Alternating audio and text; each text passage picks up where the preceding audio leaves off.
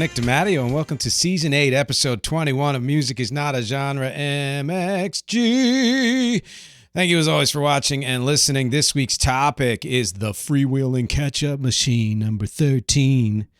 This isn't music, a 200-year tradition.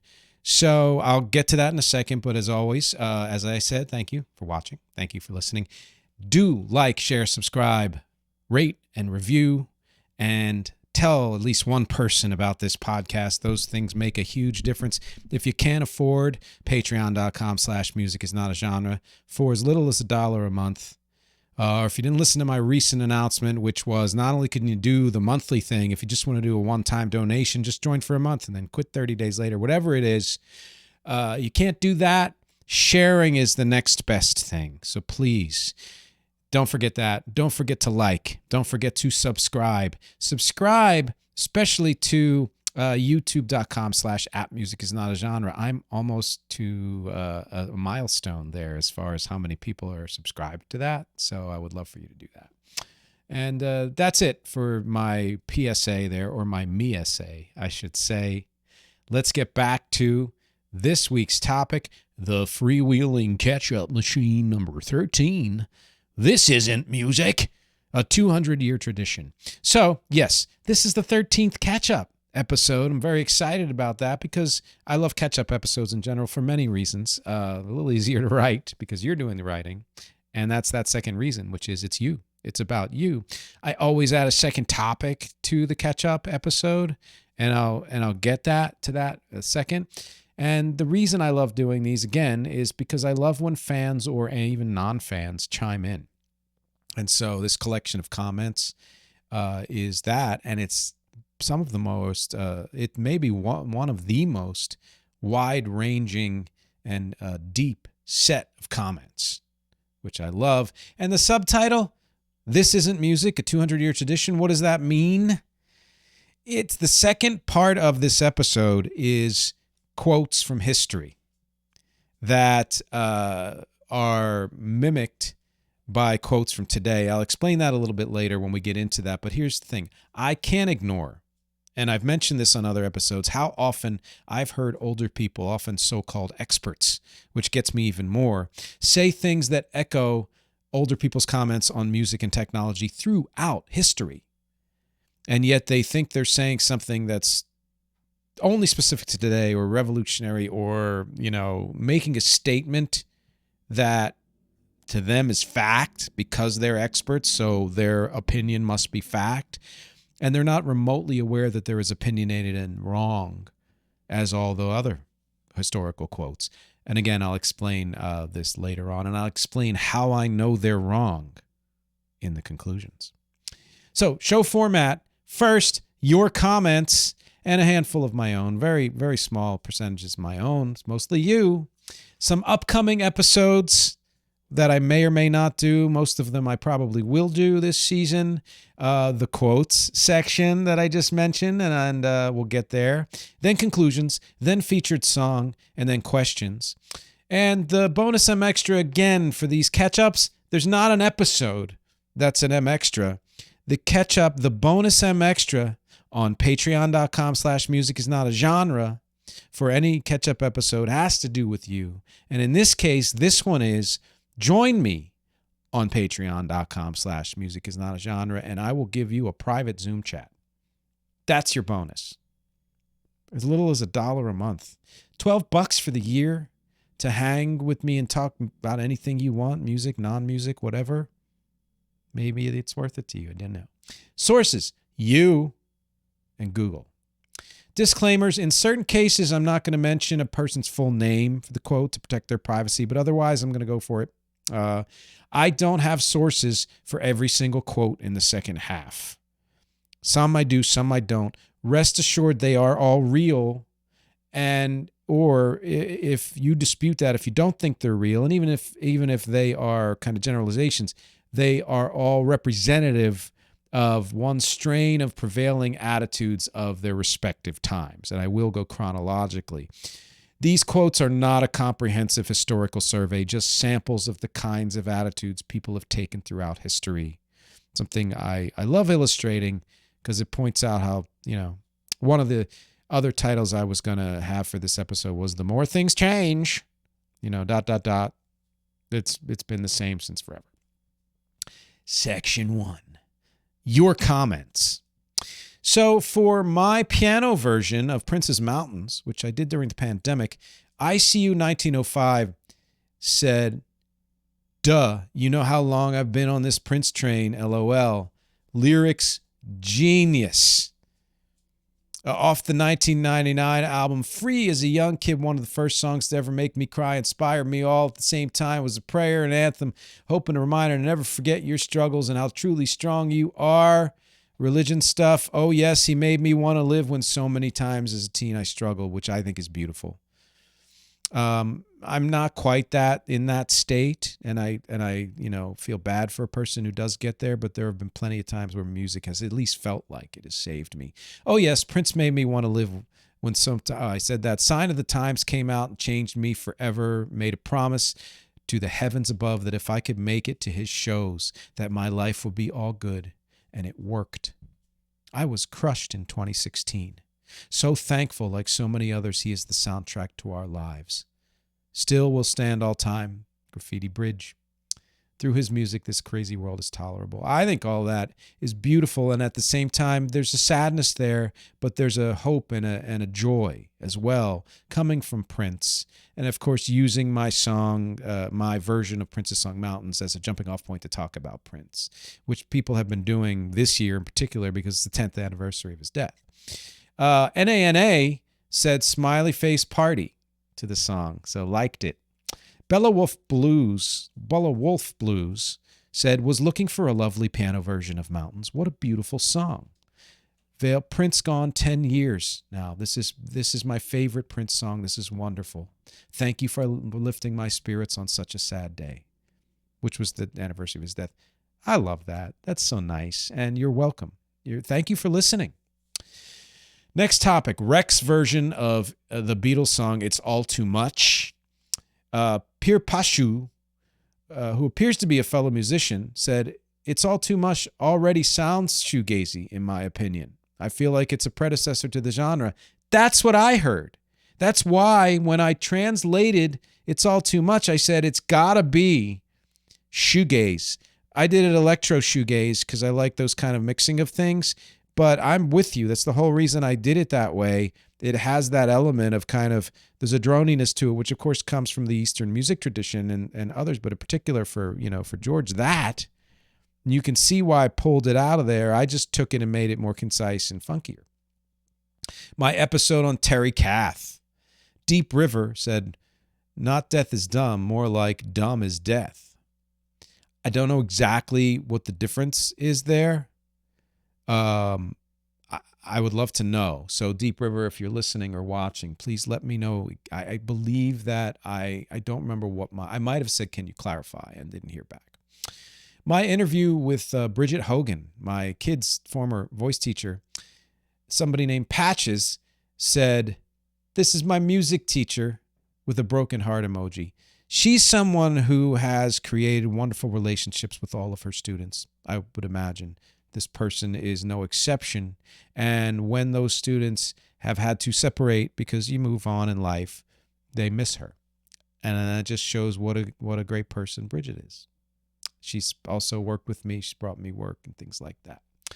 My interview with Kevin Stroud, who is the host and creator of the History of the English Language podcast.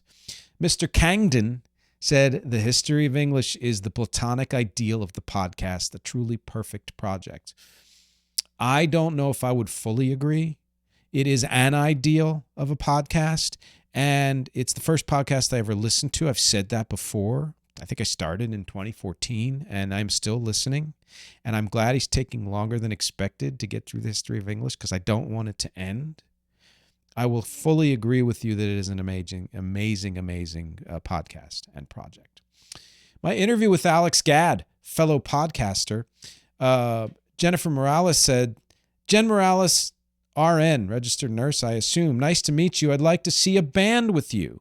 I will definitely check it out regarding Rex YouTube channel. Thank you. I believe you're one of the new subscribers, and I appreciate that. By the way, I'm almost at a milestone on YouTube. Please go to youtube.com/@musicisnotagenre to help me to get to that subscriber milestone. Please do. She also continues and says, I'm definitely going to the Sphere as per your high recommendation. I don't recall that. Maybe Alex recommended. I would say Alex recommended that because I've never been to the Sphere. Okay, my episode on hip-hop production called Boom Bap. A guy named Your Mother, the Red-Eyed Jedi, probably my favorite name on YouTube I've ever encountered, says, this needs more views. This is so thorough. I mean, how could I not appreciate that? I often feel like I wish I could be more thorough. And partly it's because I don't have the time or resources to do that, but partly it's because it's not that I'm a perfectionist, but I'm a bit of a comprehensivist, I guess you could say. Not so much a completist either, but a comprehensivist in the sense that when I cover something, I want to cover it. I'm working on an episode on boy bands, and in order to do it right, I'm going all the way back to the history of vocal male groups, even through the 1800s. So I guess there's a degree of what I do that is thorough, and I appreciate that this guy saw that in my hip-hop production episode. The amalgam effect. And this is from a clip about the heydays of music, which is that every era has great versions of all music, and you've stopped growing and living because you're living in the past if you think that your favorite era was the only heyday of music. Blake Black 9892 said, very good take. Thank you. I love it when people agree and disagree with me because that means they're listening and engaging. Of course, I love it when people agree because it means that there's an audience out there that understands my approach to music and life, which is appreciate the past, explore it when you want to, love it, but don't live there, you know. And so I appreciate when someone agrees with that. My Yoko Ono episode. Patrick Green said, John played guitar on the 4th of December, walking on thin ice, and then on December 8th died. Or maybe, he played Walking on Thin Ice December 8th. I don't know. When people don't make full sentences, it's hard to understand. They were finishing, got it. I'm sorry. 4th of December, he played the guitar in Walking on Thin Ice, which is a great Yoko song. On the 8th, they were finishing mixing the track, but he didn't record it then. And I appreciate that information. It's not something that I have that much of an interest in, but as far as dates go, but I love how precise you are, Patrick. And then, again, your mother, the Red-Eyed Jedi, said, I love Yoko Ono, LOL. And me too. Me too. And again, glad to see there are other people out there who understand why they should respect Yoko Ono, not just as a person, but for her work as a visual artist and a musician. My gig video for Fountains of Wayne, I was in a Fountains of Wayne cover band in 2025. We're trying to get it back together for the 30th anniversary of their first album this year. Haven't quite done it yet, but I posted the video online, and the Phantom Guitarist 28 said, nice work, dude. And I appreciate that very much. We worked hard to get that gig to sound good, and I love that band. My episode on art pop is the most popular episodes on streaming right now, which and still is by far. And Drew Marr said, most accurate explanation I've seen. Thank you. Yes, I do a definition of art pop, and I appreciate that you appreciate my explanation of what it is. And then Edinson Lumen said, Tori Amos is everything he's talking about, and the he being me. And what I'm talking about is art pop. No question in my mind that Tori Amos is art pop. She's other things too, but she's art pop. Episode, Great Producers of the 1960s. Recordation perioperative information on YouTube about that said on the technical advancements in the 60s. Did we not know this before you told us? It was a great video. It just seemed common sense that music recorded in the 1920s was of a lower quality than today's 192 kilohertz multi-track and higher. And so those were two separate comments. And within, I was like, I appreciate you listening, but I said basically, maybe you know it because you're an expert, but there are a lot of people who don't know it or wouldn't think of it. And that's why I explain it. I don't just talk to experts. I talk to everybody. And he said, understood. It would be even more interesting here if you pointed out some of the 60s era recordings that seem to stack up to today's recordings and determine whether they just sound good or meet the same quality measures as today's great recordings. I think that's a great, suggestion. But I would need a lot of time and resources to do that. So if you want to join me on patreon.com/musicisnotagenre, I would be happy to devote an entire week to listening through a bunch of the highest quality 60s recordings and see if they measure up in a technical sense. The song that I put out for Christmas, my first Christmas song last year, my Xmas Wish, someone who responded to my newsletter, which nickdamadio.com/contact, if you want to join the newsletter. Anthony Cirillo said, great song, Nick. Thank you. I've been on his podcast too, and he's been on mine, and I've been on his show that he does online. Leslie Baroness, who did the remix for Eat Salvation, sent clapping hands. She really enjoyed that song. Jim Castelli, my cousin and a fellow music creator, said, yes, there are triple entendres. I made a joke about, are there triple entendres? And he didn't know that I was joking, but came in and said, yes, there are triple entendres. And I'm like, hell yeah, they are. There's quadruple entendres too. And I forget what that part was referring to. Mel House, someone I started a film company with and was a fellow actor and one of my favorites always, and he was doing amazing work out there. Mel, she said, my Xmas Wish is fire. You have a gorgeous voice and the lyrics are really fun.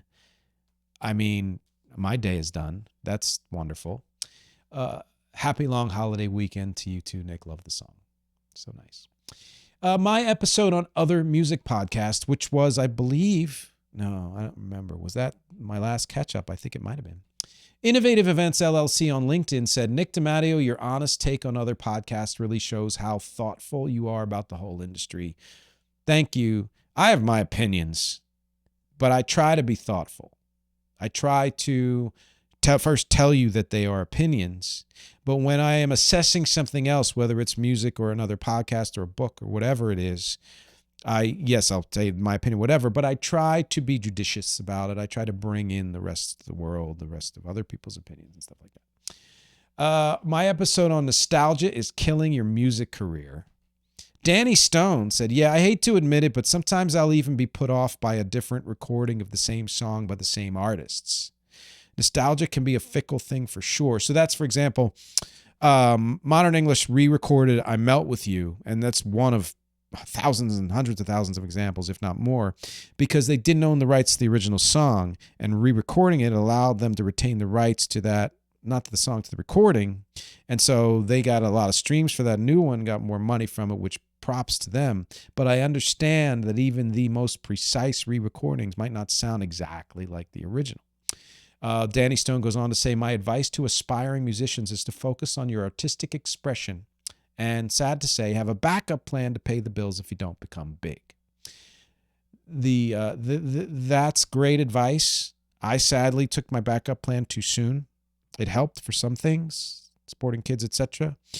But my son, who's about to graduate from Cleveland Institute of Music, the first thing they said in orientation the first year for all of us, parents included, was we encourage the kids to not have a backup plan, because that forces you to do the best you can do with the thing you're doing. So I agree and disagree. She goes on to say, the audience that falls for pandering are too busy listening to industry plants anyway. Yes, or not really listening. They fall for pandering because they're only half listening to stuff, which fine. There's a whole book on that, Spotify, how we've come to be a culture that only half listens, not everybody, but many, to anything ever. And that makes it harder for, to attract people with more unique things, etc. Just DH about nostalgia said, so this is true for people who have nostalgia for things in the times they actually lived through. You're absolutely right. The stuff made of nostalgia is basically never as good as its inspiration. It's true, unless it turns it into something different. All right. There's a different kind, though. He goes on to say, nostalgia, it might be a woman, nostalgia for things, places, times you've never seen yourself or only saw from afar. That space is where amateur nostalgia style music thrives. And that gives me tingles, because to have nostalgia for things you didn't experience, I've had that, right? Where there was a band that I didn't get into back when they were around, and then I get into them and I have nostalgia retroactively almost. Or there's a certain era that I didn't live through that I have nostalgia for, like the 60s, let's say, and want to recreate some of that in my music. That is different. That is different because you're recreating it and kind of making it new for you. Comment on the commercial I did last year for that local HVAC company near Albany. Young Washrag said, "That's what I'm talking about." TALM. Thank you. I'm glad you enjoyed it. Rachel Rivera on Instagram said, "That was a great commercial." Thank you, Rachel. Thank you so much. Because I don't get a lot of acting. These days, actors don't get a lot of acting work because the industry sucks right now. So the fact that anybody could appreciate something as silly as a commercial like that, important to the client, of course, and the people who want that business. But, it's commercial. I appreciate that. Episode of Great Producers, the 1970s. Leah 2A said, "Hello, the first heart party hat thingy, confetti, sad face, smiley face." Okay. Smile. I don't know how to answer that. Sometime Clown 52 said, "I was born in 1996 and have deep depression and a longing for the 1960s to 1980s. Nothing today even compares." You guys know I disagree with that, but I love what this person is saying. There's so much passion. Star Wars, Cyndi Lauper, Rolling Stones, AC/DC, top Spielberg and Lucasfilms, Led Zeppelin. All of modern media is trying and failing to replicate this era. I don't agree. Some is doing it well, and most are failing, but most are not trying to replicate this era. I genuinely believe that Hollywood will die soon. Who knows? It's feeling like everything's dying in that place, or at least constricting to the point of when are we all going to get work. It's currently only trying to replicate those that came before it. And that's like the reboot thing or remaking, or intellectual property is cheaper to reuse if you already own it, etc. It's not only trying to do that, though. AI doesn't help in any way. It neither hurts nor helps. It's the people using it for nefarious means that hurt. Real true human art is dying. Absolutely not true. Nowhere near true, and never will be. It makes me sad and wish I was born far before I was. That's a trend. There are people, Gen Z in particular, who wish they lived in past eras. I get that. It's like the guy was talking about nostalgia for something you didn't experience yourself. I get that because this era right now, in some ways, really sucks. But there have been advancements since then that would make you realize, if you lived in those past eras, that as much as you might enjoy the music or films or whatever, there are a lot of things that you might probably wouldn't, or I don't know. Continuing on, in recent developments, through music, closeness to the family, and understanding, I'm feeling much better. I'm glad to hear that, because that was a tough comment to get through. But I appreciate you sending it. Tougher for you, certainly. Ever listen to Little Big Town's Wine, Beer, Whiskey? The Red Clay Strays, Drowning?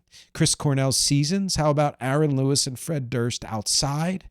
All can be a bit melancholy, but there was so much heart in the music. When there's heart in music, I respect it more than ever, especially when it's actually good music. That's a great list of suggestions. Some of that I have heard now and really do enjoy. I love that you can love melancholy. Elton John, sad songs say so much, right? And so many other people, melancholy songs can help people like crazy. The Todd perspective, responding to a clip from that episode about what decade has the greatest production, said the 90s. And I mean, love the 90s production. Again, I don't think any has the greatest or the worst. Jay Garrett, if there was only a noun, and that has to do again with great producers of the 1970s, I don't know. Sorry. Pixelator 555, Devo. Yeah, fully agree. Devo was so ahead of its time in the late 70s that they were basically the 80s. In fact, my episode on great producers in the 1980s, my cousin James Castelli said, "Ouch, despite this decade being during my formative teen years, I didn't care for it then, and it sounds dated now, though a few things have aged better than others. I guess I would prefer closer to 1980, kind of like me, since it's still hanging on to some 70s vibes, not the reason I prefer it. Like the Talking Heads there. 1980s, Remain in Light might be their best album. That probably, yeah. And I'll take back what I just said. The reason why one of my favorite production eras, one of them, is 78 to 82, is because it did hold on to some of the dryness and immediacy of the 70s, and then added in some of what was coming in the 80s, and did it in such a great mixed way. Behind the Boards podcast said, definitely going to check this out. I hope you did, and I hope you liked it. My podcast, my podfast on the binge explosion, me talking about all the albums I listened to. Allison Baker said, in the thumbnail pic, I thought for a second it said Poo Fast, not Podfast. Maybe I should start another sub-series and call it Poo Fast and just make it like a 2.5-year-old doing a podcast. Would you listen to that? That was a funny comment, though. I appreciate it. My episode on Germany, my friend Steve Erickson, who's on this show frequently, said, it struck me how much the innovations of German music in the 70s came from, on one hand, trying to create a post-Nazi culture, and on the other, avoiding copying American and British models. Agreed. I'm not as clued into the post-Nazi culture really was Germany trying to revive itself, right? And trying to reinvent itself. And what I said in that episode was that Germany is very good at trying to move forward in every single way. I mean, it had its period where it didn't, obviously, but in many other ways. And then, yes, avoiding copying American and British models is what gave that German music its sound.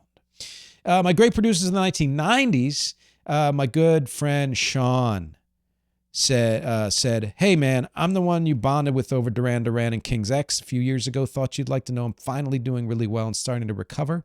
And I even made it on stage in an open mic last week. It was my first time being on any stage in 22 years. Yay, Sean! Frick yeah! Scary but fun. I asked him what song he decided I did. I Should Have Known Better by the Beatles, which I uploaded here. Second song was Harvest Moon by Neil Young. I got to see both of them on YouTube. Really enjoyed his performances. And it was a live karaoke. A guy was playing acoustic guitar. During Harvest Moon, people came up and played with my friend and I. It was pretty surreal. I lost my place in the song. Happens to all of us. We're just good at faking it and moving on, covering it up. Thanks for all the kind words. I hope you've been doing well. It's all been so up and down for me, but getting out more and more has been helping. I even did karaoke last night again. Beatles, again, Ticket to Ride this time. Up and down for me too. Mostly on a financial and work sense, but in other ways as well. It hasn't been an easy run, but there's always positives, and people like you are one of the positives. I mean, I got to say that. And yes, I've been getting out more too, even though my production tends to be here. I have been getting out there, which, it does help. T-shirts. The T-shirts I sell at nickdimatteo.com/shop. Umar Farouk said the designs are fantastic. Each piece really stands out and feels thoroughly crafted. Like the DIY shirt I'm wearing. For those of you listeners, go to youtube.com/appmusicisnotagenre. You can buy this DIY shirt at my store. My Why I Make Music episode, and I said because I can't not make music. I can't stop ever and won't.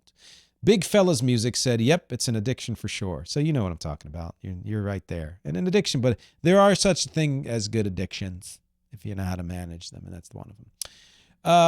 My episode on Patreon and indie artists about how we do everything solo and make next to nothing. Ray Clemens on Instagram said fire. I mean, it's a truth. We do everything and make next to nothing. A comment on Rec, the singles collection, which is Rec's most recent album, and it is, as described, a collection of all of Rec's singles. There's 21 tracks on there. Go to nickdimatteo.com/music to find it, or /discography. Doug Gouget, who I had on my show, who is a music creator for Nova and the Black Holes, said, I'm digging your new singles record. Any chance you like Beck's work? I hear a lot of his influence in your sound.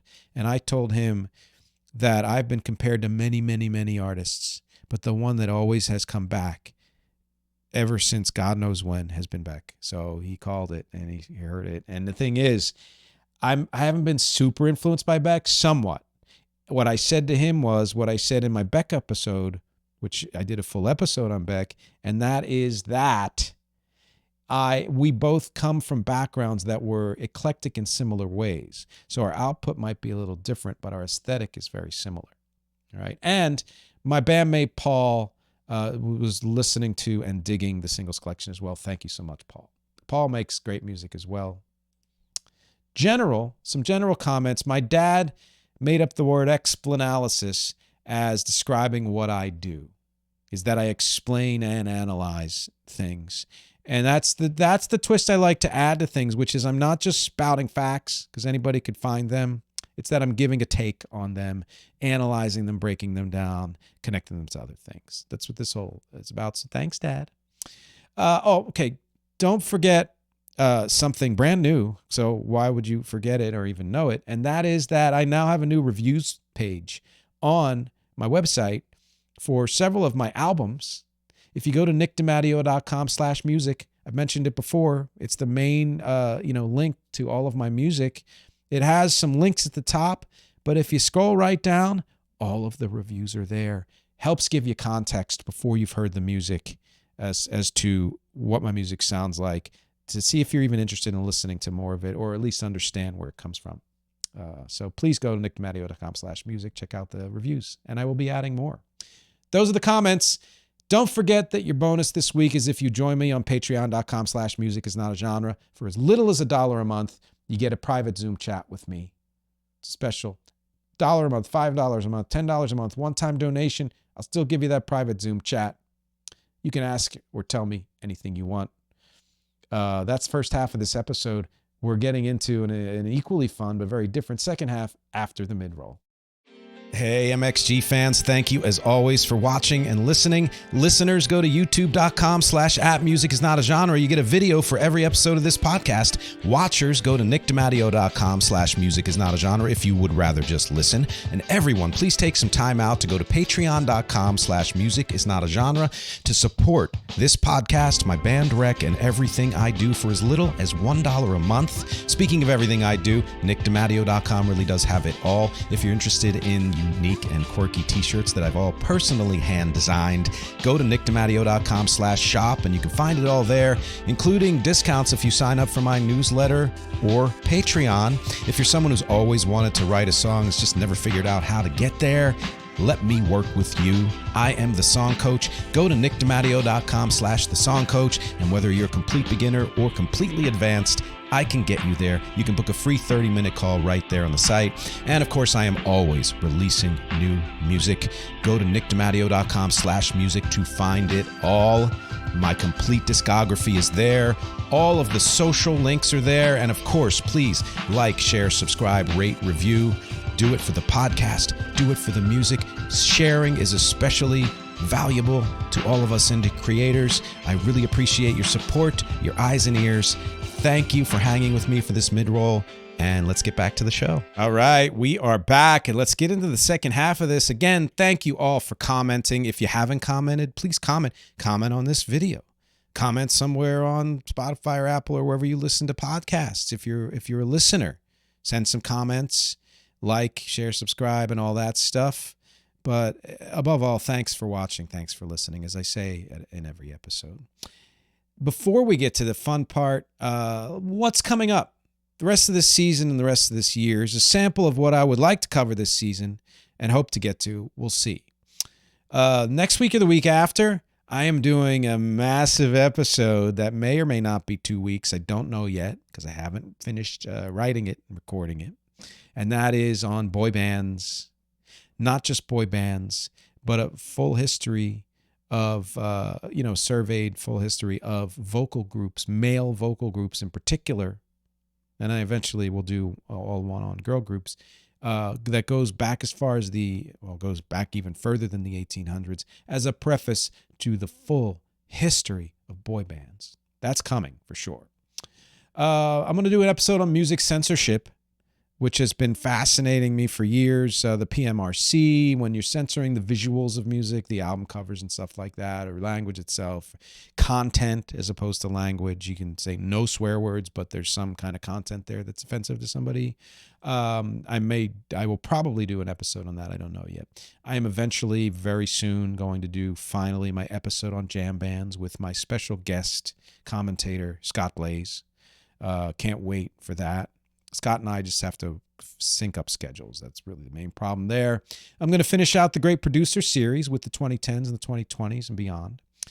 I may do one on why first is almost never best. I've had this baking for years and I don't know where to go with it yet. But what it means is those pioneers who create something new and then influence 1 billion people, they didn't often do it best. They figured out how to do it first, but then people refined it and stuff like that.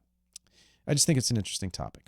Artists without a center, how they lose their way and how they fail. How many times have you seen megastars or one-hit wonders or two-hit wonders or whatever, 2-album wonders fade away? And short of death or illness or them changing their minds or the world not cooperating and giving them a career for them to make money at, etc., etc. Set those aside. There are so many artists who fail because they never really had a center, so they didn't know where to go next. One on lost lyrics. The more I read, the more I see there's so many bands like The Who, Aerosmith, U2, who lost lyrics in the middle of doing something, had to recreate them. And I think depending on how many of those I find, I may do a full episode. Madonna has a new album coming out. I've never done an episode on her. I'd like to do that. Hometown Heroes, Philly's own Hall & Oates. Everybody loves part of them in some way, even to this day. I'd like to do an episode on them. I should finally do an episode on Smokey Robinson. I really should. Voted one of the greatest living American songwriters, rightfully so. I may do a history of musicals. I may do the history of children's music. I may do another Power Pop episode, A to Z. I've never done a comprehensive survey of all of Power Pop. I've done Fountains of Wayne and then did a tangent on who are my favorite artists. But those were like 12 artists, and there are hundreds, or at least 100 or two, whatever. I would like to do one that goes over all of them. And those are some upcoming episodes. Please support and on patreon.com/musicisnotgenre if you'd like me to dive even deeper or do even more. The more support I get, the more time I'm able to devote. Next section to close out this episode, fun with quote pairings. What I talked about, which is I am going to give you a quote from the last 5 years that is somehow denigrating today's music or today's technology, and then give you a quote from history that says virtually the same thing for that day's music and or technology to show you how things have not changed.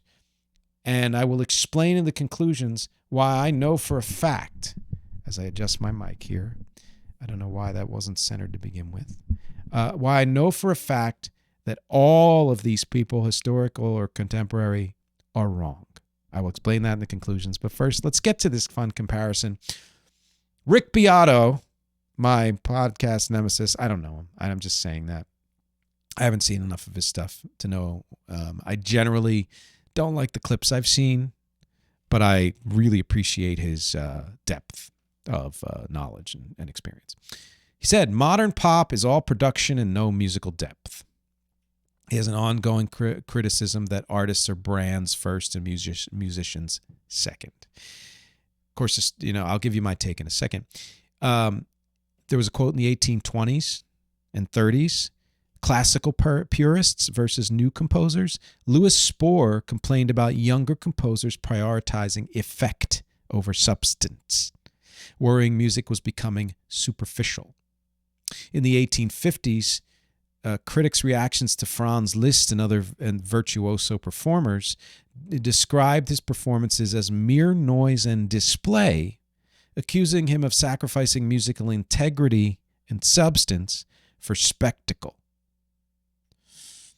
So my take is this. 1850s, 1820s, 1830s.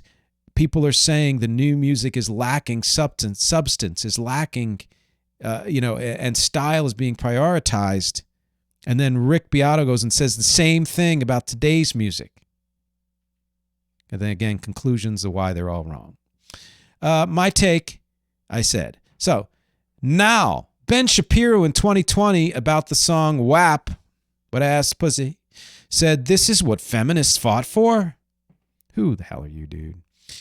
Frequent claims that mainstream pop today and rap is culturally empty or corrupting. In the late 1800s, with early pop and dance music, there was anxiety coming because moral critics warned that popular dance music was degenerate and encouraged immoral behavior in public halls. It's not like Dirty Dancing, right? Or Footloose. I only saw one of those. Of course, my take is the new thing always scary to people who have, morals that they think they need to impose on others. And that music is just an art form, and it can inspire, but it doesn't actually do anything to anybody or make anybody do anything. And you're allowed to sing about sex if you want. You're allowed to be sexy when you dance. So they're all wrong. 1900s and 1910s section. So now, David Crosby in 2021, rest in peace, said, "I don't like hip-hop. It's mostly just words." The TikTok-era songs are dismissed as 15-second junk food. 1909, there was a ragtime panic. The New York Times warned that ragtime was a virulent poison that degraded musical taste. Yeah, ragtime was horrible. Boy, did it destroy the culture and destroyed music as we know it in the same way that, hip-hop and TikTok songs have destroyed. No, again, they're all wrong. All right. Gene Simmons, multiple interviews and reiterated it in 2021, said rock is dead. Hey, rockist. You're one of the big rockists, aren't you? And claims that modern genres aren't even music. I've heard people say that for decades. In the 1910s, jazz emerges in a 1918 publication called Jazz: A Return to the Primitive. Yes, what we know of jazz is that it sucks as music and isn't even real music and killed off all other forms of music, just the way hip-hop did. Nope, all of them are wrong. Okay, 1920. So now, Candace Owens, not a favorite, in 2020, called modern rap culture degenerate and harmful. Continued framing of genres as socially corrosive. People love that. 1921, there was an anti-jazz moral panic.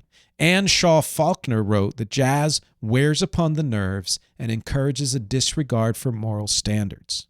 Jazz, yes, little known fact, jazz was the cause of the flu pandemic. It was also the cause of, all of the out-of-wedlock births. It was the cause of morals degrading, religion disappearing, just as, hip-hop has been, or none of that is true. And Candace Owens and Anne Shaw Faulkner are both full of shit. Candace Owens again called, and another one from the late 20s, radio anxiety. Critics argued radio would destroy live music and make audiences passive consumers. And what I love about that is that these days people are saying TikTok is algorithmic and formulaic, and that songs are engineered for virality and not artistry. And, you're talking about, again, the technology ruining music. And if you compare those comments to TikTok with the comment about radio destroying live music, you can see that didn't happen. And as I've said, both are wrong.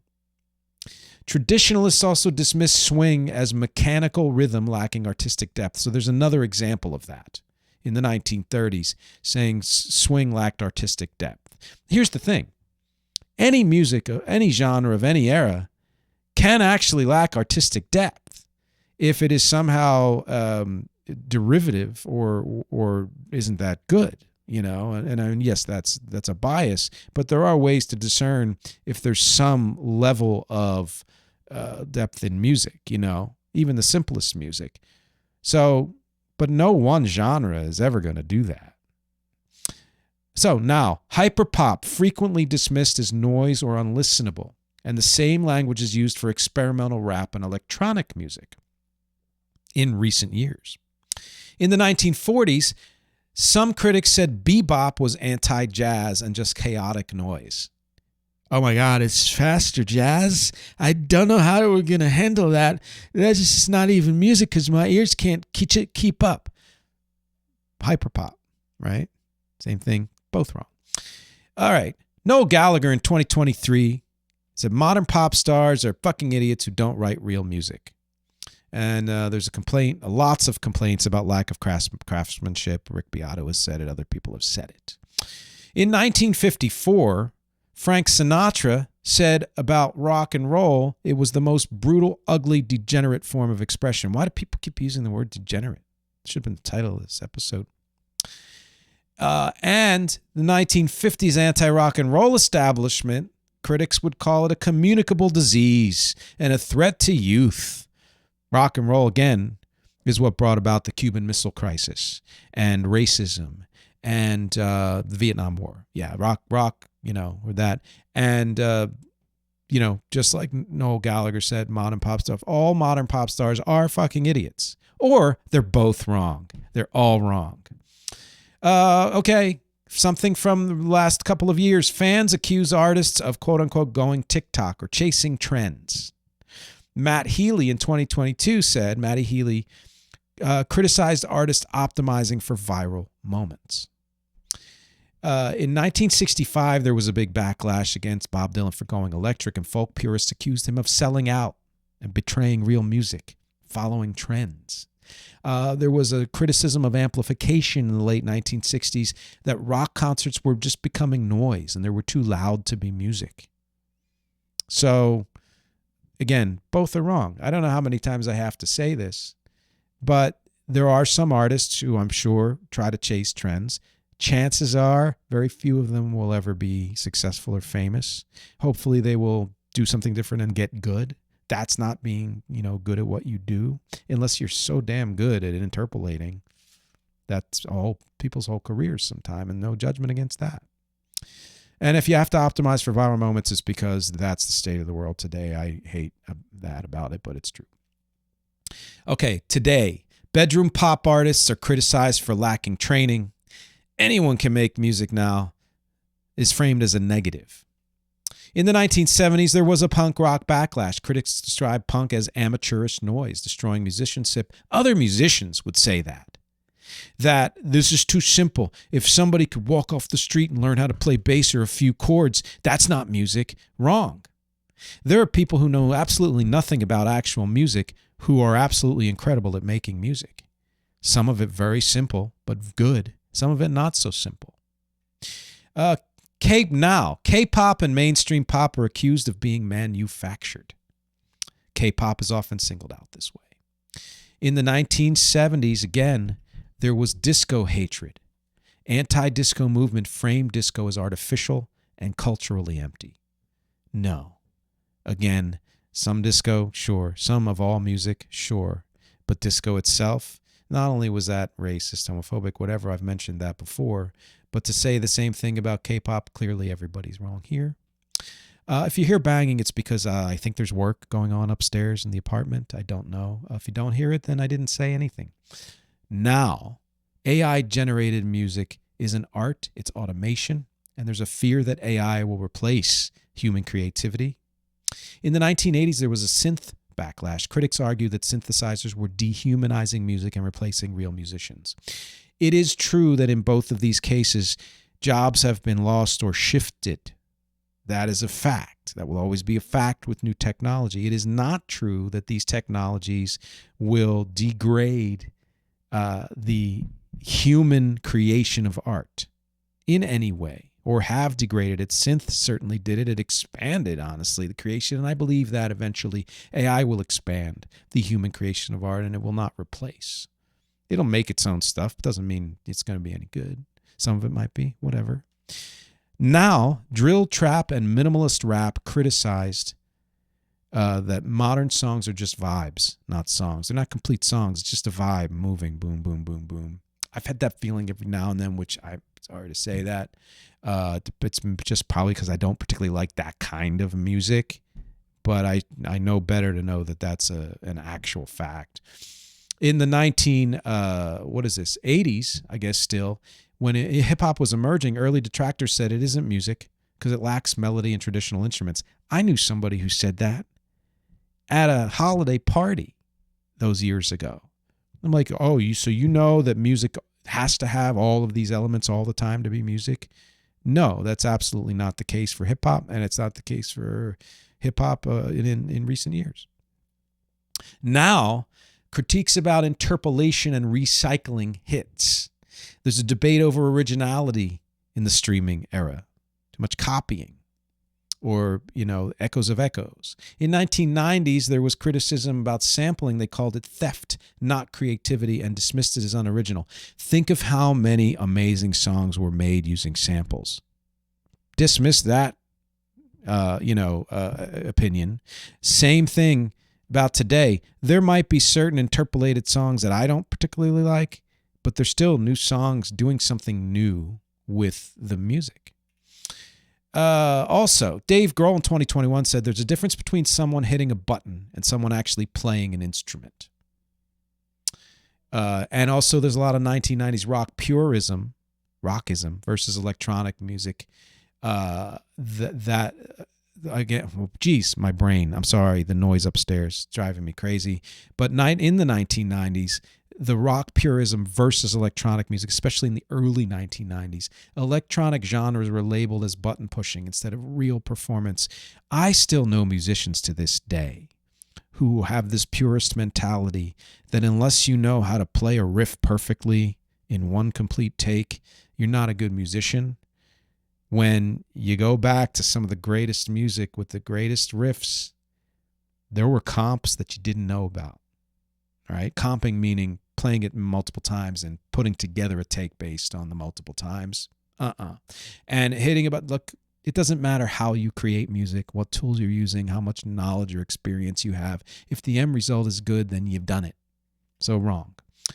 Now, Billie Eilish, in a 2023 interview, said it had frustration with over-polished production norms, and there have been continued complaints about vocal processing and perfection, auto-tuning, and etc. And in the 2000s, there was an auto-tuning backlash.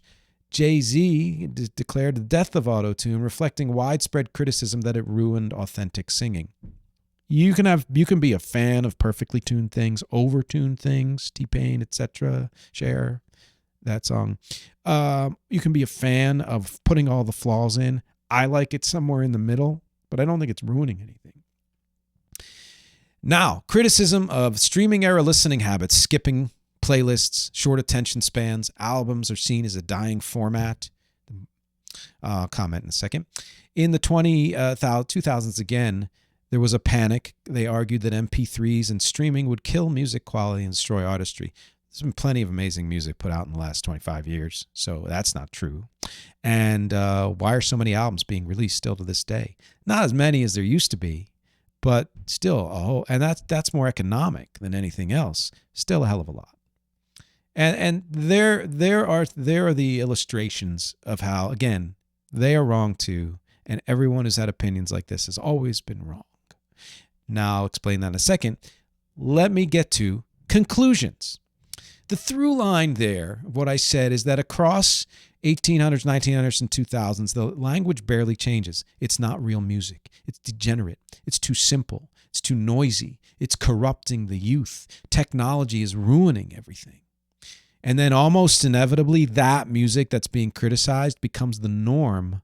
And then newer people defend that music as real as opposed to the newest music, right?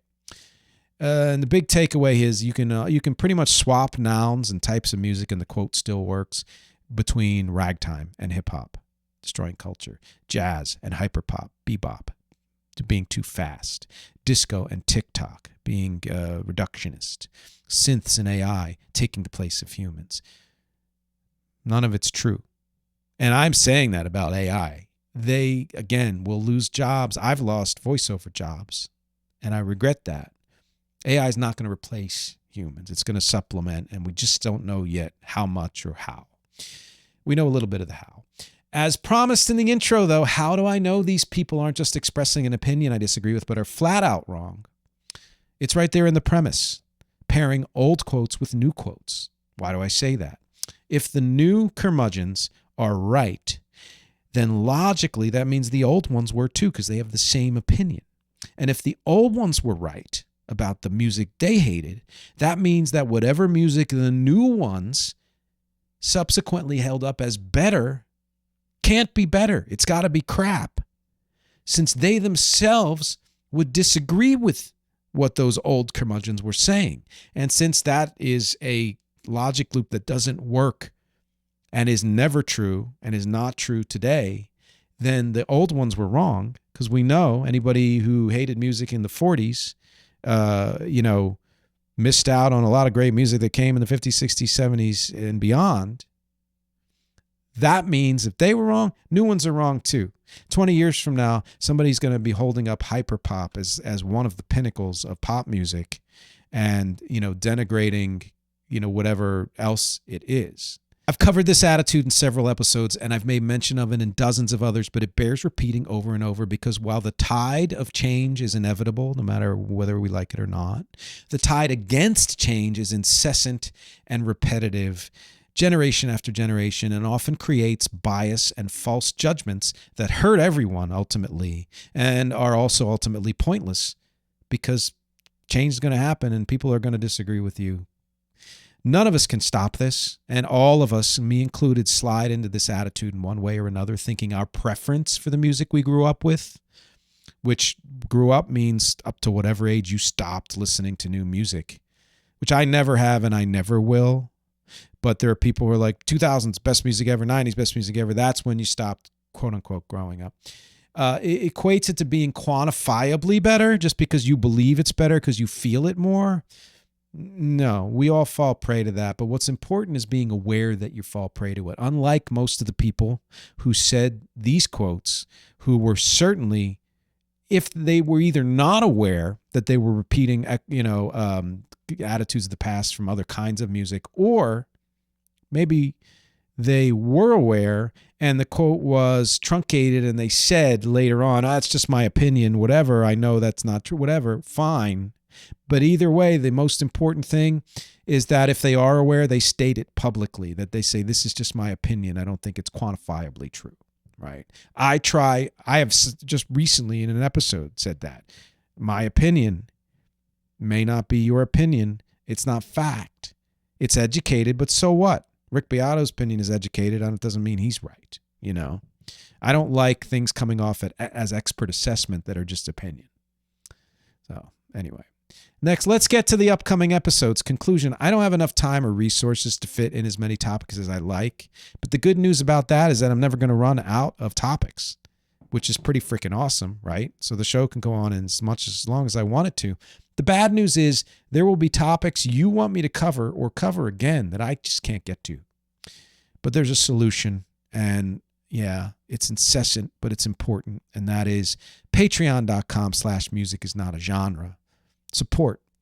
Very cheap support if you want it, or even just 1 month again. And you will help me get the resources to do more of these topics, or to do topics again, even revisit, or tell one person about this show, or like, share, subscribe, rate, review. These are all solutions. Buy a shirt, DIY like I'm wearing, or piece like I wore in last week's episode. nickdimatteo.com/shop. Shirt proceeds go to support this show and the music that I create. Again, the bonus here on patreon.com/music is not a genre is a private Zoom chat with me. Please join Patreon. You get that. Finally, I can't thank you enough for being here. You've helped this show grow. You've given me a continued outlet. And even if you haven't given MxG money, you've given your time and your attention, and sometimes even your comments, and those are all invaluable. It doesn't take much for artists and indie creators like me to feel appreciated. Feel like we survive on morsels Oh my God, somebody said they liked this. I made 3 cents this month. Whatever it is, we still continue because of that. And you help with that for sure. Speaking of indie artists, the featured song. I wanted to choose something from the singles collection since that's Rex's most recent album. And it's doing surprisingly well. Thank you all for listening. nickdamadio.com/discography. You can find it right at the top there. One of the top 5 streamed songs from Rex's singles collection is called Snow Globe. S-N-O Globe. Like no, Snow Globe. It's kind of a glitchy ambient R&B indie pop rock song. Smoky for sure. Lots of attitude. It's about a guy realizing the woman he was with was presenting herself as someone she wasn't. The quote, the lyrics, the face she showed me wasn't really her face. And another quote, you never know someone until you know someone. I'd been through a separation after a long relationship, and I took up with someone after the fact that I thought was the next big thing for me, only to find she had very different intentions and did not see the future the way I did. So I interpreted that, being hurt, as her putting on a false face, which was not entirely true. It was a little true, but not entirely true. We both weren't in the right place for that. And considering where I am now and the relationship I have, I'm glad. I also mention this because the album it originally came from, Snow Globe, The Sunshine Seminar, is featured on my new reviews page at nickdamadio.com/music. Scroll past the links and you get reviews. It helps give context to Rex music. Some wonderful people said some wonderful things about it and helped to describe it, which is, I think, important, just as important. So check that out. Please stream the song, Snow Globe, 1,000 times so I can get that penny.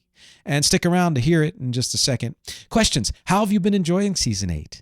Do you notice any differences? Do you notice things that I'm doing differently that you like, that you don't like? Are there topics you wish I would cover or cover again? How do you feel about the music of today as opposed to the music of yesteryear? Are you aware that whatever you said about the music of today, millions of people have said it before? I'd like to know the answers to these questions and all other questions from you, because, as always, my objectives here are music, conversation, and connection. Thank you for hanging with me for this 13th catch-up episode, and I will talk to you next week.